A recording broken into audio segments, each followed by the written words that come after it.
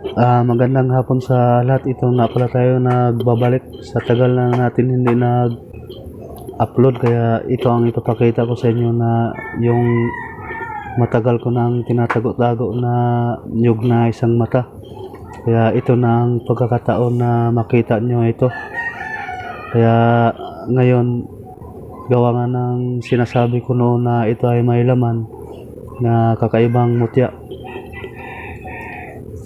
Kaya kung marinig nyo na aalogin ko na may marinig kayo na may laman. Ayan, yung bao na ito na isang nyug, kaya sa tagal ko nang tinatago-tago, ngayon ko ito mabuksan. Kaya panoorin natin kung anong klaseng mutya ang nasa loob na ito. Kasi ito ay napakatagal na sa akin. Nung dumating ito ay tubig pa lang ang laman ito.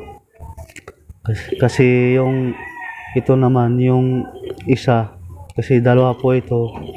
Ito po ay nasira yung bunganga, gawa nga ng naanuhan ng insekto na butas. Kaya ito, hindi po yun na butas ng mga insekto. Nawala po ang tubig nito na gawang langis, naglalangis po ito. Kaya nakapagtataka ako, natapos ang lahat-lahat ng paglangis niya. Ito naman ang kapalit niya na may laman nga na mutya, kung ano ba talaga ang kakaibang mutya sa nyug na ito na isang mata. Kaya panoorin po natin hanggang sa matapos ang video ko, kasi excited na rin po ako makita kung anong laman sa loob nito.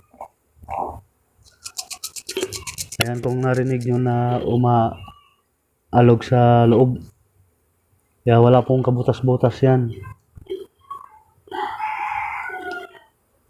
Kaya ito na po, panoorin natin kasi bubuksan ko na. At nandito na rin po yung mga kagamitan ko na para pang butas.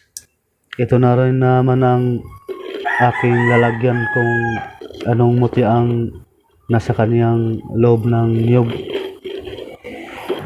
Kaya ito po ay ang ating bubuksan.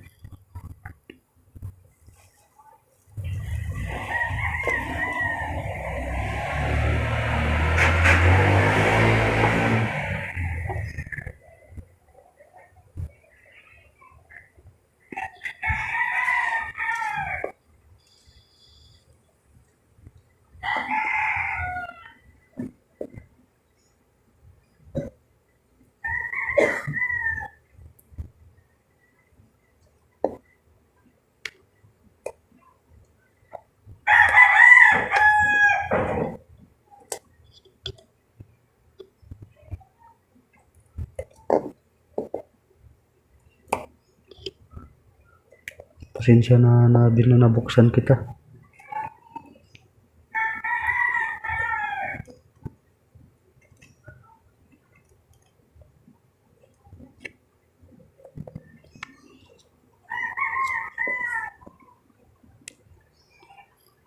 Ayan po, nabutasan na natin. Kaya itaktak na po natin kung ano ang laman.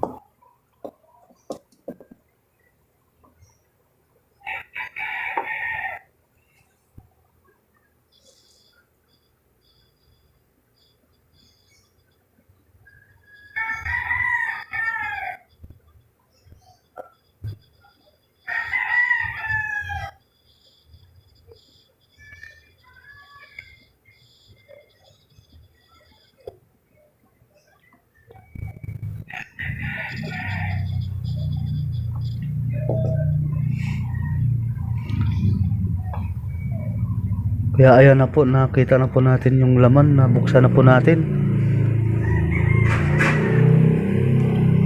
Yan po ang kanyang laman.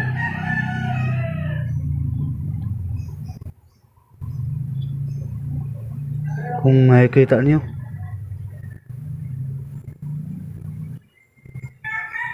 maputi-puti na akala mo mga buhangin-buhangin.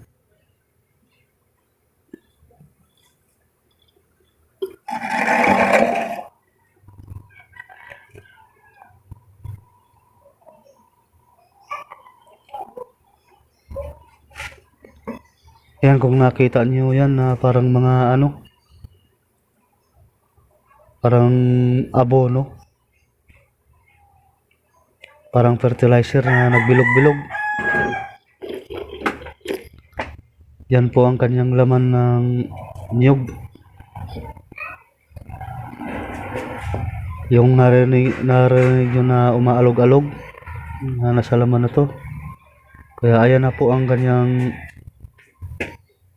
sistema ng mutya na to.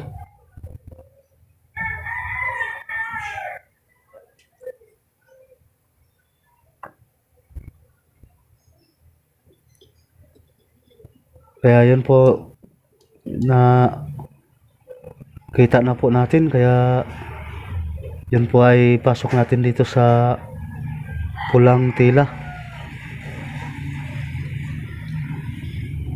Kaya yun po ang nasa loob na yan. Kaya thank you po sa panonood, sa mga nag-like, sa mga subscribers, sa mga nanonood. Kaya ingat po tayo lahat. Thank you po.